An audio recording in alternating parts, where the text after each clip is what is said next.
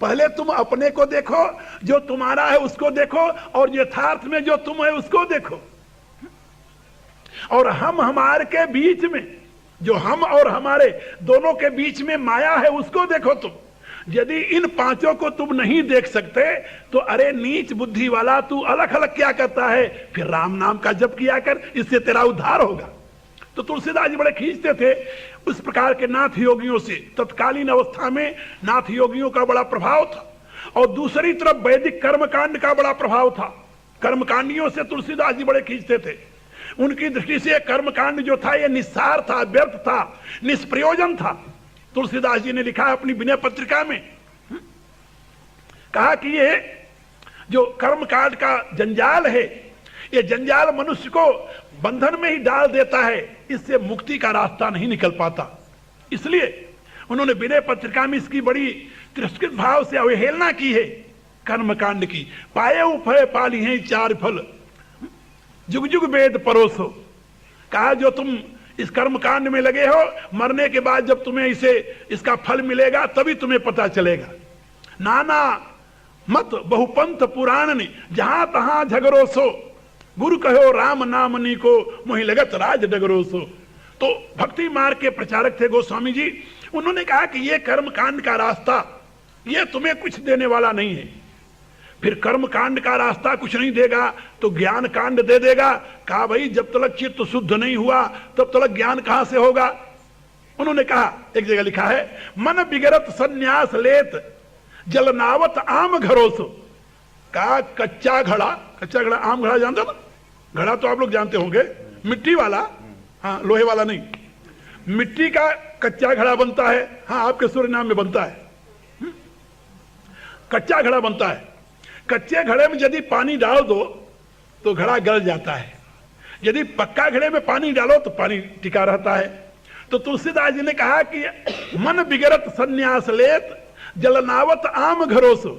जैसे कच्चे घड़े में पानी डाल दो तो घड़ा ही फट जाता है, ऐसे ही बिना चित्त शुद्धि का यदि तुम सन्यास का ढोंग करोगे तो तुम्हारी भी वही दुर्गति होगी।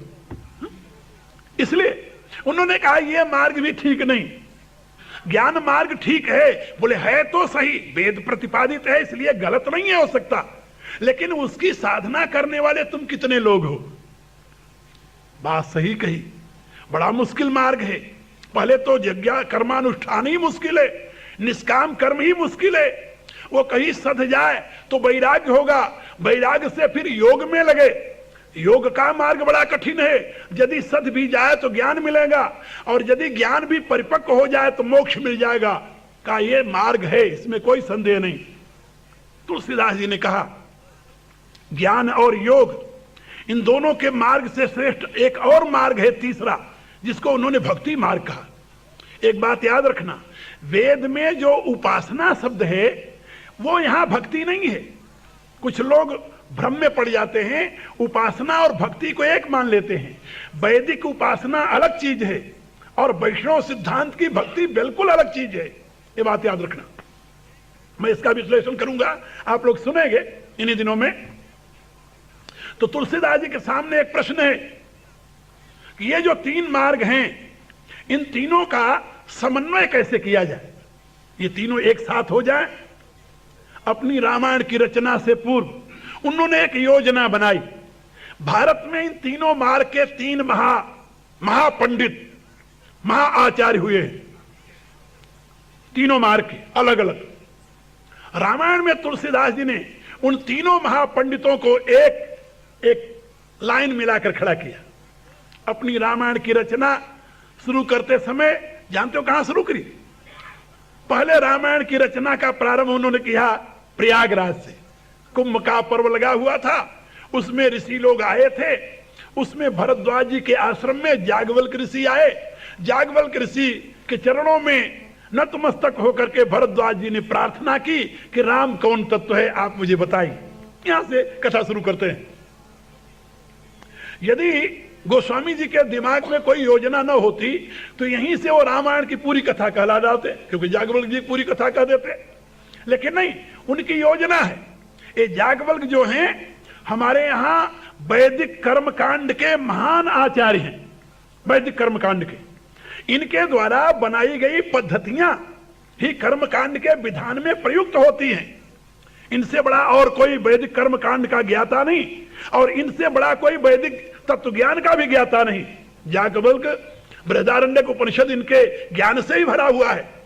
तो एक तो याज्ञवल्क्य को उन्होंने बैठाया ला करके और भरद्वाज जी से प्रश्न कराया, ये सिलसिला है। ये तो हुए कर्मकांडियों के आराध्य, कर्मकांडियों के आचार्य। अब उसमें ज्ञान कांड का जो प्रचार था वो शंकर संप्रदाय का था, जिस संप्रदाय में ये था कि ब्रह्म सत्यम जगत मिथ्या, ये जगत मिथ्या है और ब्रह्म सत्य है। तो ब्रह्म सत्य है, जगत मिथ्या है, इस ज्ञान से तुलसीदास जी बहुत खींचे हुए थे। और वो कहा करते थे, ब्रह्म ज्ञान बिनु नारी नर करई न दूसरी बात, कौड़ी लागी लोभ बस करई विप्र गुरु घात। का इन ब्रह्म ज्ञानियों से भगवान बचावे। जहां कहीं काम करने की बात होती है तो हम भी ब्रह्म है, तुम भी ब्रह्म हो, और जहां स्वार्थ आता है तो एक कौड़ी के लिए अपने गुरुओं का भी वध करने में नहीं पीछे रहते, अपने मित्रों का भी, अपने बंधुओं का भी वध करने में पीछे नहीं रहते। ये ब्रह्म ज्ञानी नहीं है, ये ब्रह्म ज्ञानी है। तुलसीदास जी ने उस ब्रह्म ज्ञान का जो महान आचार्य शंकर, कौन है? भगवान शंकर। भगवान शंकर के ही अवतार शंकराचार्य जी माने जाते हैं। शंकरम शंकरम साक्षात। अब उन्होंने उस अपनी कथा में याज्ञवल्क्य को ले जाकर के भगवान शंकर के साथ जोड़ा। याज्ञवल्क्य से जब भरद्वाज जी ने कहा कि राम कौन है आप मुझे बताइए, तो याज्ञवल्क्य जी ने अपनी डायरेक्ट राम की कथा न कहने से कहकर उन्होंने क्या कहा? भरद्वाज जी, ऐसे ही संशय की न भवानी महादेव तब कहा बखानी। जैसे तुम संशय कर रहे हो, ऐसे कभी भवानी ने भी संशय किया था। तब महादेव ने उस राम तत्व की महिमा का गान किया था। अब यह सुनकर के तो महाराज महादेव ने क्या बताया था? अब महादेव की कथा शुरू हो गई। अब महादेव की कथा में पूरा महादेव का विवाह सब कुछ करके अब वहां पर एक योजना बनाई कि महादेव की परम प्रिया भगवती उमा स्वयं साक्षात विद्या स्वरूपिणी भगवती या देवी सर्वभूतेषु विद्या रूपेण संस्थिता नमस्तस्यै नमस्तस्यै नमस्तस्यै नमो नमः, वह जगदम्बा स्वयं भगवान शंकर के बगल में बैठकर पूछने लगी, भगवान तुम पुण्य राम राम दिन राती सादर जपऊ अनंगय राती, राम सो अवध नृपति सुत सोई कि अज अगुण अलख गति कोई। आप भी राम राम रातों दिन जपते रहते हैं प्रभु। वो राम वही अयोध्या के पुत्र, अयोध्या के नरेश दशरथ के पुत्र ही हैं या कोई और दूसरा अलख राम है? भगवान शंकर मुस्कुराए। लंबी कथा है, उसमें भगवान शंकर ने कहा कि जैसे तुम मुझसे प्रश्न कर रही हो ऐसे ही प्रश्न विहंगपति, ऐसे प्रश्न विहंगपति की न कागसन जाई। जैसे तुम मुझसे पूछ रही हो कि राम कौन है, ऐसे बृहंगपति जो गरुण हैं उन्होंने भी जाकर के कागभूषुंडी से पूछा था। कागभूषुंडी से बोले हाँ, पार्वती को एक और संदेह हो गया। कहा महाराज विहंगपति गरुण? बोले हाँ हाँ गरुण। अब उनको हैरानी हुई, गरुण महाज्ञानी गुण राशि हरि सेवक अति निकट निवासी, सो कहीं है तू कागसन जाई सुनी कथा मुनि निकर बिहाई। कहा भगवान गरुण तो भगवान श्री हरि के वाहन है, सदैव उनके साथ रहते हैं, और उस गरुण को मोह कैसे हो गया? वो गरुण ने जाकर के उस काग से कैसे कथा सुनी? क्योंकि पक्षियों में सर्वश्रेष्ठ पक्षी गरुण और पक्षियों में सबसे नीच पक्षी काग है? यही तो ऋषि ने शाप दिया था, सठ सपक्ष तव हृदय विशाला सपदि हो पंछी चंडाला। तो पंछियों में चांडाल कौन? कहा काग जी। और कहा पक्षियों में श्रेष्ठ कौन? कहा गरुण। गरुण का दर्शन करके लोग भगवान का दर्शन मानते हैं, आप लोग भी जानते होंगे। हाँ, हमारे यहाँ किसी काम में यदि चलो रास्ते में गरुण पक्षी का दर्शन हो जाए, नीलकंठ जिसे कहते हैं, तो लोग कहते हैं वाह अब तो हमारा काम ही पूरा हो गया। तो गरुड़ का दर्शन भगवान का दर्शन माना जाता है, इतना पुण्य है उसके दर्शन का। और काग का दर्शन, कहीं रास्ते में चलो शुभ काम में कौआ सामने आ जाए तो सर्वनाश हो जाए। हाँ, तो कहा कि चांडाल पक्षी काग के पास जाकर गरुड़ ने कैसे कथा सुन ली और मुनियों को त्याग करके। कहा यही तो रहस्य है, यही रहस्य की बात है। अब ये गरुड़ कौन है जानते हो? ये भक्ति के परमाचार्य। जहां पर वैदिक सिद्धांत में कर्म के बाद उपासना है, उपासना के बाद ज्ञान है, लेकिन वहां पर तुलसी की रामायण में यह क्रम आप नहीं पाएंगे। यहां पर तुलसी ने पहले कर्म कांडी, कर्म के आचार्य और कर्म के आधार जागवल जी को बैठाया और कर्म से धर्म और धर्म से ज्ञान की पूर्ति करते हुए भगवान शंकर को लाकर बैठा दिया। अब शंकर ज्ञान के स्वरूप हैं, लेकिन शंकर से भी परे, उस ज्ञान से भी परे भक्ति की प्रतिष्ठा करने के लिए शंकर स्वयं जाकर के भुशुंडी के सत्संग में बैठते हैं और उनसे कथा सुनते हैं। आप जरा देखिए, भवानी ने यह पूछा कि बात तो ठीक है, चलो गरुड़ जी चले गए भुशुंडी की कथा सुनने, लेकिन तुम के ही भांति सुना मद नारी, कहू सो मोहियति कौतुक भारी। हे मद नारी, आप तो कामदेव को भस्म करने वाले हो प्रभो, आप तो ज्ञान की ज्योति हो, ज्ञान स्वरूप हो, आपको क्या गर्ज पड़ी थी कि आपने जाकर भुशुंडी की यहां कथा सुनी? भगवान शंकर ने मुस्कुराते हुए उसका उत्तर दिया। कहा देवी, प्रथम दक्ष गृह तब अवतारा, सती नाम तब रहा तुम्हारा, यक्ष यज्ञ तब भा अपमाना, तुम तही हेतु तजे तह प्राणा। पहले जन्म में तुम्हारा दक्ष के यहां अवतार हुआ था, तब तुम्हारा सती नाम था। दक्ष के यज्ञ में तुम्हारा अपमान हुआ, तूने वहां पर प्राण त्याग दिया। फिर दुखी भयऊ वियोग प्रिय तोरे, फिर तुम्हारे वियोग से मैं दुखी हो गया। और दुखी व्यक्ति को सुख कहां मिलता है, शांति कहां मिलती है? दुखी व्यक्ति को सुख और शांति कहां मिलती है? कहा भगवान के चरित्र में, भगवान की कथा में। कहा उस समय मैंने जाकर के भुशुंडी के आश्रम में कुछ काल तक निवास किया। कैसे निवास किया? हंस के रूप में। वहां पर हंस शरीर धारण करके मैं निवास किया और भुशुंडी से कथा सुनी, और सुन करके फिर मैं आया। भगवान शंकर ने ये कहानी पार्वती को सुनाई। अब मैं आप लोगों को बताने जा रहा था कि पहले शुरू में कर्म, फिर ज्ञान और फिर उपासना नहीं, फिर भक्ति है। क्योंकि जो उपासना है, उपासना कर्म में ही समाहित हो जाती है। यदि कर्म उपासना युक्त नहीं होगा तो ज्ञान का कारण नहीं बनेगा। यदि कर्म उपासना युक्त नहीं होगा तो ज्ञान में कारण नहीं बन सकता। यदि कर्म कामना युक्त होगा तो भोग में कारण बनेगा, अज्ञान में कारण बनेगा, वो धर्म नहीं हो सकता। इसलिए गोस्वामी जी ने उपासना को, वैदिक उपासना को कर्म के साथ ही समाहित कर दिया और जगह जगह पर उन्होंने इसका निर्देश किया है। करई जो कर्म धर्म मन बानी, वासुदेव अर्पित निप ज्ञानी। वहां पर भानु प्रताप के प्रसंग में इसकी विवेचना की है और रामायण में जगह जगह इसकी विवेचना की है। यानी भगवान के अनन्य चरणानुरागी जिस भक्ति की चाह रखते हैं, जिस भक्ति का अनुष्ठान करते हैं, वह भक्ति उपासना नहीं है, वह ज्ञान की चेरी नहीं है। श्रीमद् भागवत में आपको एक प्रसंग मिलेगा, वहां प्रारंभ ही इसी से होता है कि भक्ति मां है और ज्ञान वैराग्य दोनों उसके पुत्र हैं। वहां पर भक्ति मां है। कहा भक्ति ज्ञान से प्राप्त होती? बोले नहीं, ज्ञान से भक्ति प्राप्त नहीं होती। तुलसीदास ने अपनी रामायण में लिखा, सो स्वतंत्र अवलंबनयाना तेहि अधीन ज्ञान विज्ञाना। ज्ञान और विज्ञान ये दोनों भक्ति के अधीन हुआ करते हैं, भक्ति ज्ञान विज्ञान के अधीन नहीं है, ऐसा उनका सिद्धांत है। इसलिए मैं आप लोगों को बता रहा था कि रामायण का सार सर्वस्व पहले कर्म है।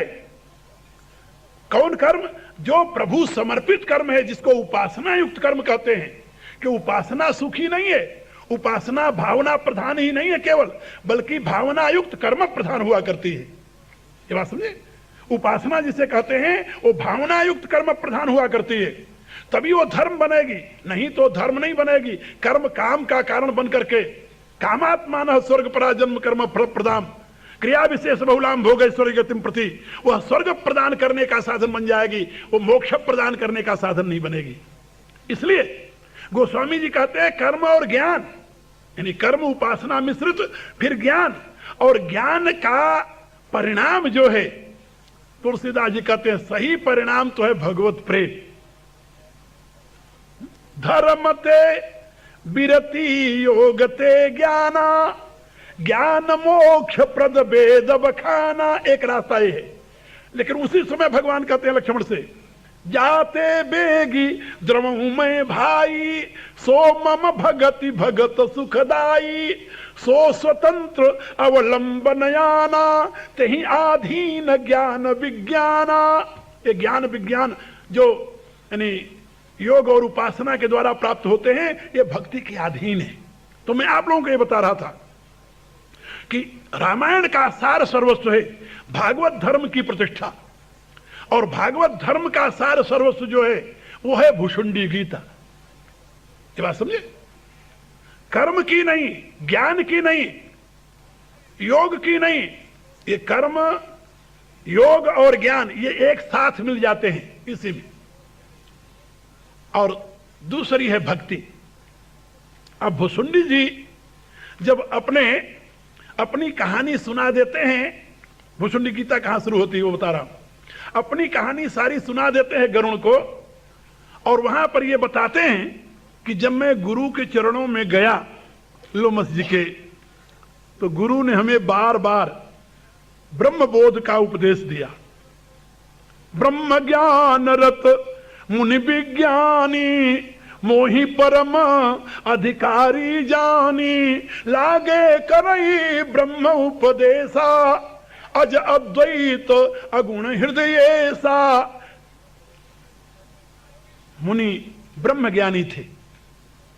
कौन मुनि है? ये लोमस ऋषि, कोई सामान्य नहीं है, साक्षात भगवान शंकर के ही अवतार हैं, और साक्षात भगवान शंकर के कृपा पात्र हैं, उनके शिष्य हैं। लोमस ऋषि ज्ञान की साक्षात मूर्ति हैं। इसलिए उन्होंने महाराज भुषुंडी के पूर्व जन्म में जो ब्राह्मण कुमार के रूप में वो थे, उनको ब्रह्म ज्ञान का उपदेश देना प्रारंभ किया। लेकिन उस ब्राह्मण कुमार के हृदय में भगवान शंकर के श्राप के पश्चात आशीर्वाद से भगवान की भक्ति अंकुरित हो चुकी थी। इसलिए उस ब्राह्मण कुमार ने ऋषि के चरण पकड़े और कहा, भगवान निज नैनन बिलोकी अवधेसा, तब सुनिहूं निर्गुण उपदेशा। ये जो आप हमें निर्गुण का उपदेश दे रहे हैं ये बहुत अच्छी बात है, लेकिन मैं अधीर हूं। जब तक मैं अपने इन आंखों से भगवान श्री राम का साक्षात्कार नहीं कर लेता, तब तक मैं निर्गुण उपदेश नहीं सुन सकता। मुझे तो आप वो रास्ता बताइए जिससे मुझे साक्षात भगवान के दर्शन हो जाए। गुरु को क्रोध आ गया, कहने लगा, अरे नीच, तुम्हें पता है मैं तुमको परम सिख दे रहा हूं, परम ज्ञान दे रहा हूं। मूढ़ परम सिख देसी न मानसी, उत्तर प्रति उत्तर बहुआनसी। तुम्हें पता है मैं तुम्हें ब्रह्म ज्ञान दे रहा हूं, और ब्रह्म ज्ञान को तुम ग्रहण नहीं करना चाहते, मेरे साथ वाद विवाद करते हो, उत्तर प्रत्युत्तर करते हो। इसलिए जाओ, मैं तुम्हें श्राप देता हूं। सठ स्वपक्ष तव हृदय विशाला, सपति हो पंछी चंडाला। श्राप दे दिया, जाओ तुम चांडाल पक्षी हो जाओ। भुषुंडी जी कहते हैं, भगवान लीन साप में शीस चढ़ाई, नहीं कछु भय न दीनता आई।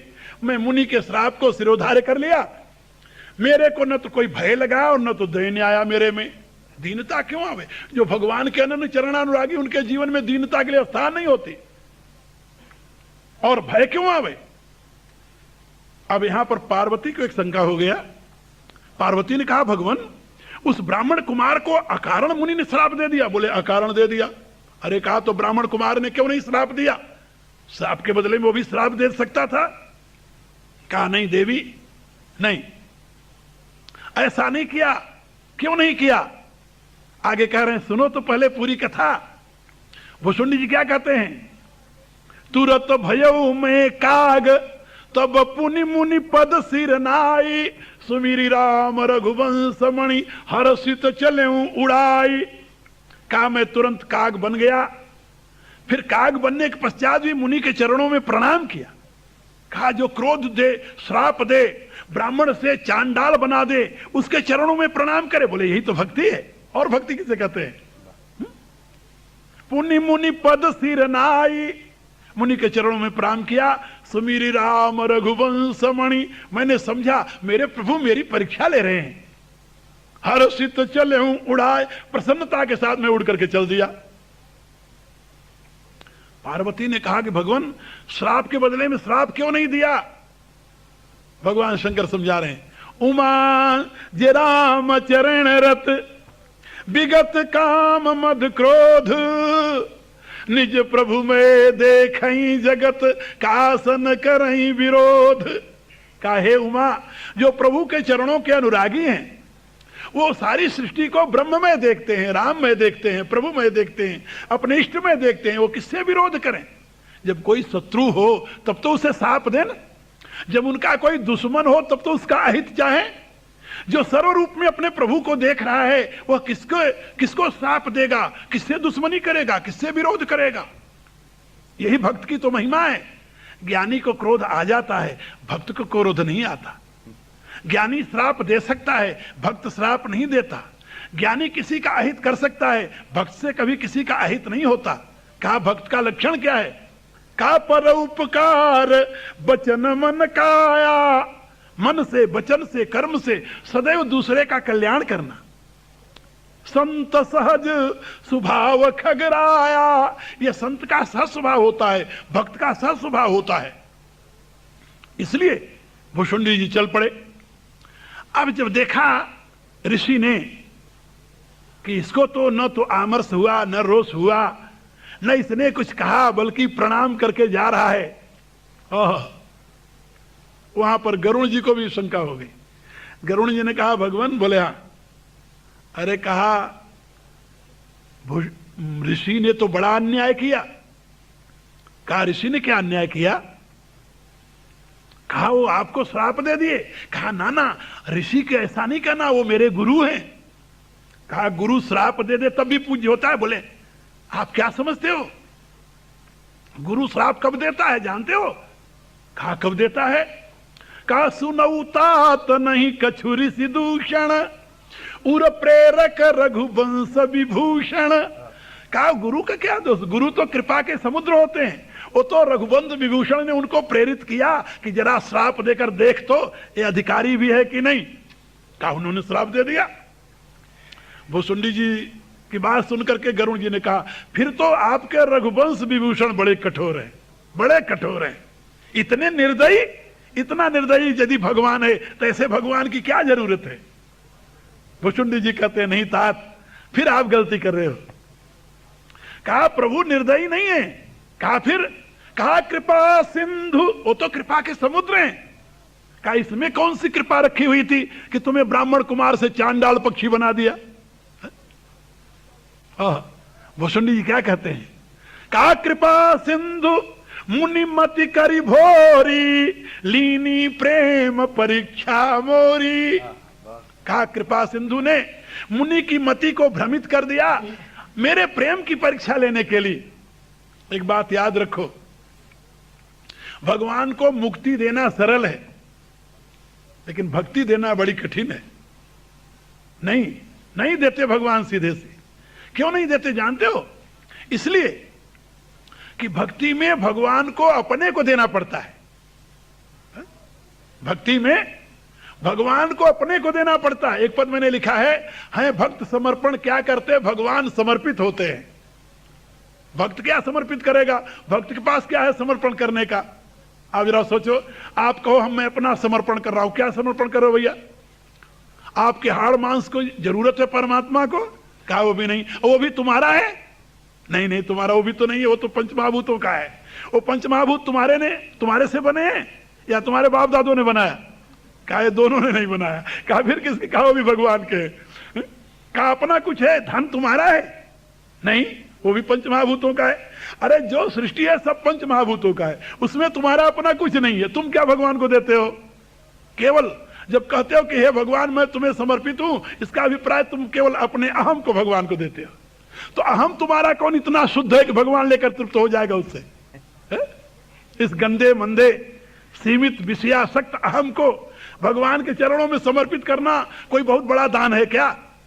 कहा ये तो कुछ नहीं है। कहा फिर तुम क्या देते हो? लेकिन जिस दिन तुम अपने अहम को भगवान को समर्पित कर देते हो, उस दिन भगवान तुम्हारा हो जाता है। समर्पण तो भगवान करते हैं, वह अनंत महिमावान तुम्हारे पीछे पीछे घूमने लगता है। आप जरा सोचिए, भगवान कितने दयालु हैं, कितने कृपालु हैं, जो भक्त के पीछे स्वयं घूमते हैं। पीछे पीछे हर फिरे कहत कबीर कबीर, कबीरदास जी ने लिखा है। इसलिए भुषुंडी जी ने कहा कि मेरे प्रभु कृपा के समुद्र हैं, कृपा सिंधु मुनि मति करी भोरी, लीनी प्रेम परीक्षा मोरी। कहा फिर क्या हुआ? कहा फिर गुरु को ये समझ में आ गया कि मैं सही में पात्र हूं। अब आप ये भी देखिए कि महाराज यानी परमर्षि जो ज्ञान के साकार प्रतिमूर्ति, ऐसे लोमस जी उस ब्राह्मण कुमार को ब्रह्म ज्ञान तो देना चाहे, लेकिन भक्ति का रहस्य नहीं बरता है। भक्ति के रहस्य का पात्र उसे कब समझा? जब श्राप दे करके उसे चांडाल योनि में पहुंचा दिया, और तब भी उसको जब आमर्ष नहीं हुआ, तब भी उसको क्रोध नहीं आया, तब भी उसमें भगवान के प्रति निष्ठा नहीं गई, तब उन्होंने कहा कि हाँ बिल्कुल ठीक, अब ये सही पात्र है। तो कृपा सिंधु मोहिलीन बुलाई, फिर मुनि ने हमको अपने पास बुला लिया। और उस समय मेरे ऊपर कृपा करके हर्षित राम मंत्र मोहिदीना, फिर उन्होंने राम मंत्र की दीक्षा दी। और फिर बालक रूप राम कर ध्याना, करन कहो मोहि कृपा निधाना। फिर मुझे भगवान के बालक रूप के ध्यान की विधि बताई, और विधि बता करके आशीर्वाद दे करके मुनि मह कछुक काल तह राखा, मुनि मोहि कछुक काल तह राखा, रामचरित मानस तब भाखा। और फिर उन्होंने मुझे अपने पास कुछ दिनों तक रखा, और रख करके फिर मुझे रामचरितमानस की कथा बताई, एक रहस्य बताया, और उसके पश्चात मुझे विदा किया। मुनि की करुणा हुई पश्चात, परीक्षा के बाद। अब स्थिति क्या बनी?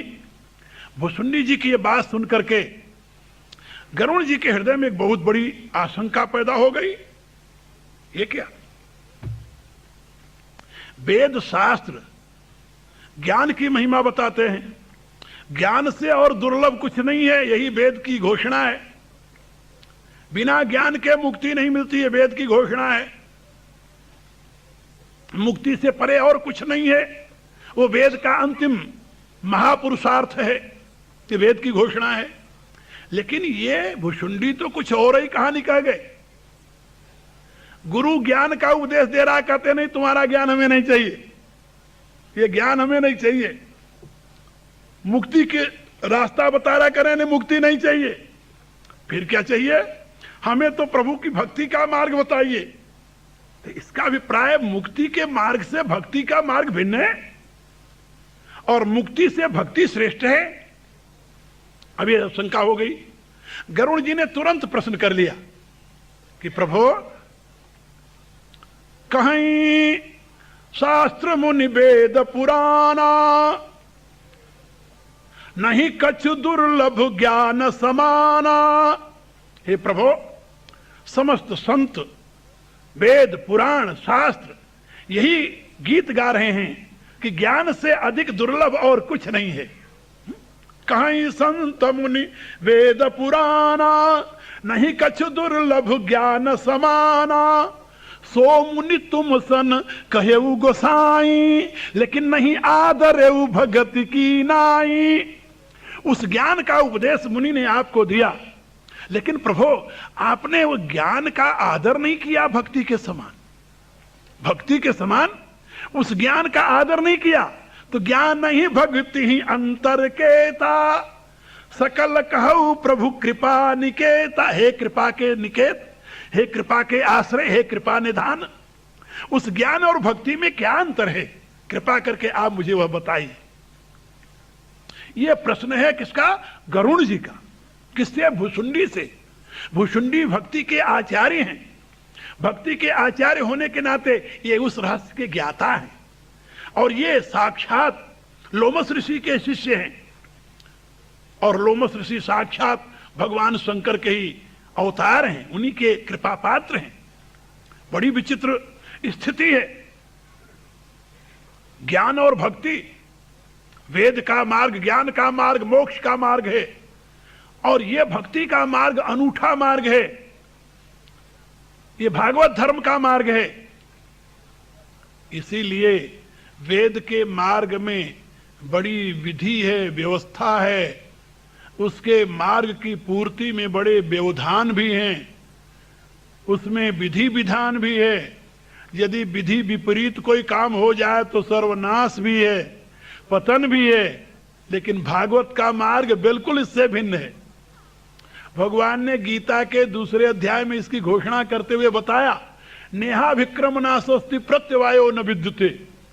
वेद के मार्ग पर चलने वाले के अभिक्रम का भी नाश हो जाता है। अभिक्रम माने प्रारंभ का। आप कोई यज्ञ अनुष्ठान कर रहे हैं और यदि उसकी पूर्ण रूप से पूरी नहीं किए और बीच में कोई व्यवधान हो गया तो जितना आपने किया था सब नष्ट। ये नहीं कि जितना किया था वहीं से आप आगे प्रारंभ कर दो, बिल्कुल नहीं, खत्म। सारा श्रम आपका बेकार। यदि उसमें कोई त्रुटि रह गई तो सारा कर्मकांड आपका व्यर्थ। लेकिन भक्ति के मार्ग में यह नहीं है। भगवान कहते हैं इसमें अभिक्रम का नाश नहीं है।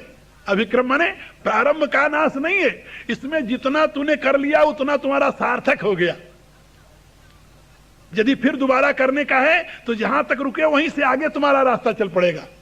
तो नेहा विक्रम नाशोस्ति प्रत्यवायो न विद्युते। वेद के मार्ग में प्रत्यवाय होता है, प्रत्यवाय। वेद में एक कथा है इस विषय में, ब्राह्मण में। पूषा का पुत्र, आप लोगों ने सुना होगा, पूषा हमारे यहां देवता है। हम स्वस्ति न इंद्रो वृतस्रवाहा स्वस्ति न पूषा विश्ववेदाहा। वो जिस पूषा के कहते हैं ना स्वस्ति न पूषा, वो पूषा, पूषा का पुत्र जो वेदों में बड़ा प्रसिद्ध है और वेदों में जिसकी बड़ी महिमा है। जाति से वो ब्राह्मण है, पूषा ब्राह्मण देवता है, लेकिन उसका कर्म बड़ा निम्न था। आप लोगों ने सुना होगा देवासुर संग्राम। तो देवासुर संग्राम का वह मुख्य, असुरों का वह मुख्य अधिपति था। देवताओं के अधिपति इंद्र और इंद्र का विरोधी, आप लोगों ने सुना होगा, क्या नाम था उसका? है? नहीं याद? नहीं याद।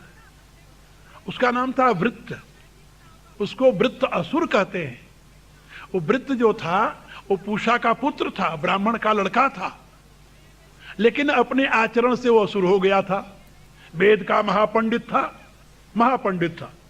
कुछ विद्वानों की तो ये राय है कि इंद्र और वृत्त की कथा ही राम और रावण के रूप में परिणित हुई है, क्योंकि रावण भी ब्राह्मण पुत्र था, वह भी महाविद्वान था। लेकिन मेरी ऐसी राय नहीं है। मेरी ऐसी राय है कि वृत्त और इंद्र की कथा अलग है, राम और रावण का ऐतिहासिक घटना है। अब जो वृत्त और इंद्र की मैं बात बता रहा हूं, तो राम यानी वृत्त जो था वह यज्ञानुष्ठान कर रहा था विजय के लिए, और उसका सारा अनुष्ठान सिद्ध हुआ। लेकिन आखिर में वेद के मंत्र के उच्चारण में एक मात्रा की कमी हो गई। हा? एक मात्रा कम हो गई। जो वेद का उच्चारण करते हैं ना, वेद के उच्चारण की मात्रा होती है, कहीं ह्रस्व है, कहीं प्लुत है, कहीं दीर्घ है। ये जो लोग एन केन प्रकार वेद मंत्र बोलने लगते हैं, ये अनर्थ कर जाते हैं। लोग मेरे से पूछते हैं इतना सब पुण्य काम हो रहा, फिर भी लोगों की बुद्धि शुद्ध नहीं हो रही है। जो लोग पूजा पाठ कराते हैं फिर आकर शराब पीने लगते हैं, उनकी बुद्धि क्यों नहीं शुद्ध हुई? अरे भले आदमी, वो राक्षस की औलाद है, क्या समझे? वो उसी वृत्तासुर के वंशज है, उनकी बुद्धि शुद्ध कहां से होगी? वो शुद्ध उच्चारण ही नहीं कर पाते, उनको पता नहीं कि वेद मंत्र का उच्चारण कैसे कर जाए। विश्वामित्र तो यही किया था, उसने जब वेद मंत्र का उच्चारण किया तो एक मात्रा कम रह गया, और वो कहने जा रहा था कि वृत्तासुर के शत्रु का नाश हो, इतना कह करके स्वाहा ऐसा आहुति डालनी थी। और उसने ये नहीं कहा, वो मात्रा की कमी हो जाने पर उसका अर्थ हो गया वृत्तासुर शत्रु का नाश हो, वृत्रासुर के खत्म हो गया। हा? और वृत्रासुर शत्रु का नाश हो, स्वाहा उसी का नाश हो गया अपने नाश में कारण बन गया। तो वेद के मंत्र का गलत उच्चारण से यह परिणाम हुआ। इसको क्या कहते हैं? प्रत्यवाय। प्रत्यवाय माने उल्टा फल। तो भगवान गीता में कहते हैं कि यह कर्मकांड का रास्ता खतरनाक है, इसमें यदि विघ्न पड़ जाए तो रास्ता खत्म हो जाए, और यदि विघ्न पड़ जाए तो उल्टा परिणाम भी दे देता है। लेकिन ये जो भागवत धर्म का रास्ता है, नेहा विक्रम नाशोस्ति प्रत्यवायो न विद्युते, इसके अभिक्रम का नाश नहीं होता, और इसमें प्रत्यवाय नहीं, उल्टा फल नहीं होता भागवत धर्म के रास्ते पर। और स्वल्पमप्यस्य धर्म से त्रायते महतो भयात्, और इस धर्म का थोड़ा सा भी अनुष्ठान कर लिया जाए तो महान भय से मुक्ति मिल जाती है। ये भक्ति का मार्ग भागवत धर्म कहा जाता है। तो मैं आप लोगों को ये बता रहा था कि भुषुंडी जी के सामने ये प्रश्न है उपस्थित किया हुआ गरुड़ का कि हे प्रभु, आपके गुरु जिस ज्ञान की महिमा वेद गाता है, कहीं संत मुनि वेद पुराना, नहीं कछु दुर्लभ ज्ञान समाना, सोई मुनि तुम सन कहे वो गोसाई, लेकिन नहीं आदरे भगत की नाई, तो ज्ञान नहीं भक्ति अंतर केता, सकल कहु प्रभु कृपा निकेता। दो प्रश्न है। ज्ञान से अधिक दुर्लभ कुछ नहीं है, ये वेद कहता है, संत कहते हैं, पुराण कहते हैं, शास्त्र कहते हैं। और मुनि ने उसी ज्ञान का आपको उपदेश दिया, लेकिन भगवान आपने उस ज्ञान का उतना आदर नहीं किया जितना कि भक्ति का आदर किया। तो आप कृपा करके बताइए कि ज्ञान और भक्ति में क्या अंतर है? ये प्रश्न है।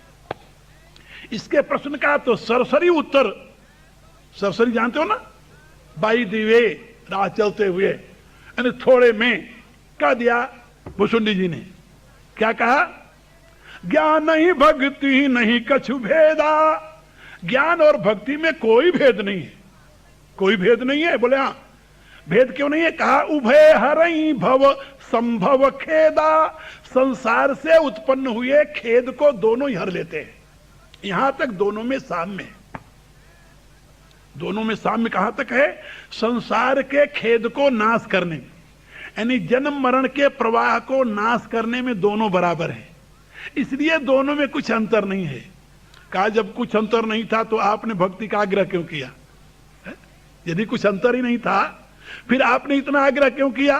फिर आप अपनी दुर्वस्था को क्यों पहुंचे उसके आग्रह से?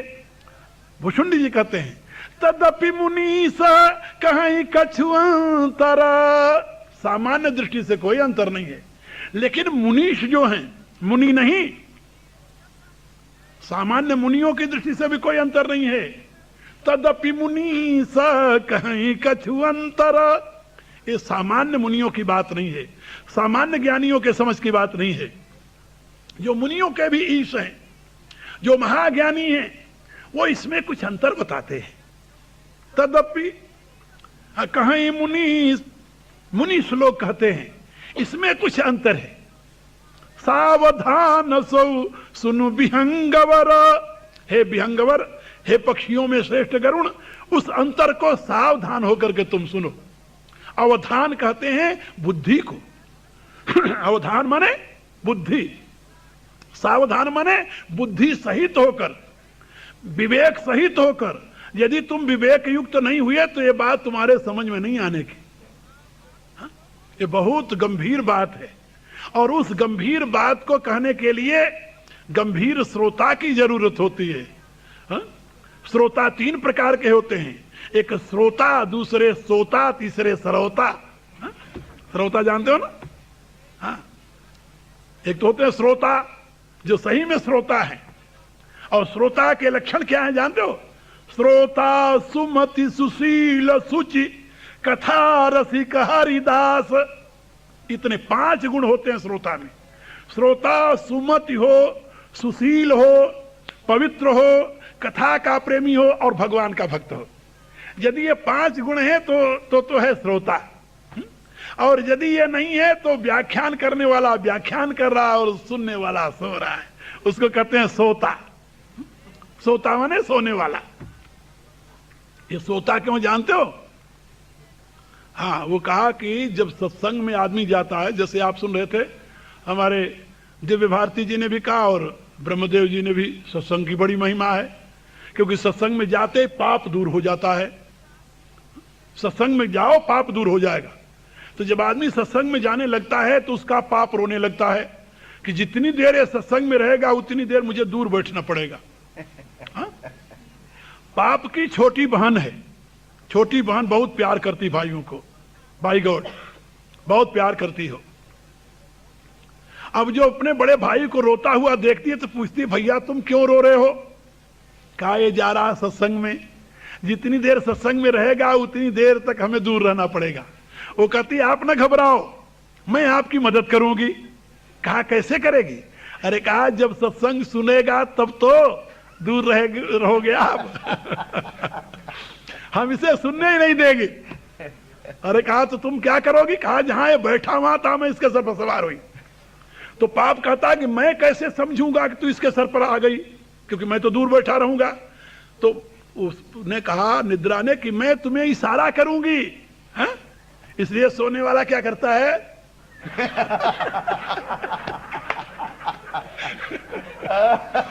ये इशारा है, आ जा तू। और आप जानते